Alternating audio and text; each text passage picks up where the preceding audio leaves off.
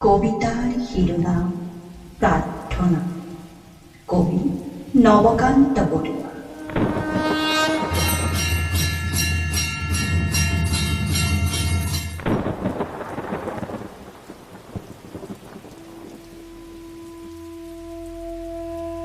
ঈশ্বৰ ঈশ্বৰ ইথাৰৰ দৰে শূন্য ঈশ্বৰ, মন্দিৰৰ ধূপৰ ধোঁৱাৰ আঁৰত তুমি থাকা, সেয়েহে তুমি ইমান অস্পষ্ট।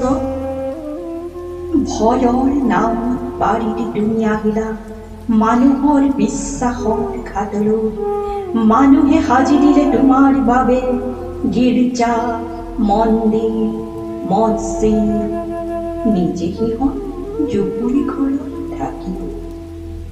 অসম্পূৰ্ণ কল্পনাৰ ঢুকি পোৱা সকলো ক্ষমতাৰ অমাৰ্জিত অলংকাৰ আনি দি তোমাৰ গাত তোমাক কৰিলে মহান।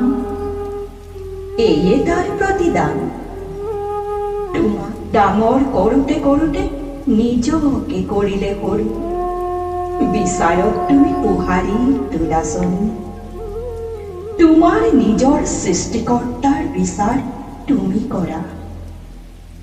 হায় অবোধ মানুহ আৰু মানুহৰ অবোধ ঈশ্বৰ, তুমি মাথোন প্ৰিমিটিভ মানুহৰ অনুৰ্বৰ কল্পনা, এটা জীৱন্ত কুসংস্কাৰ, মানুহৰ বৰ্বৰ দিনৰ এটা দুখ লগা সোঁৱৰণি।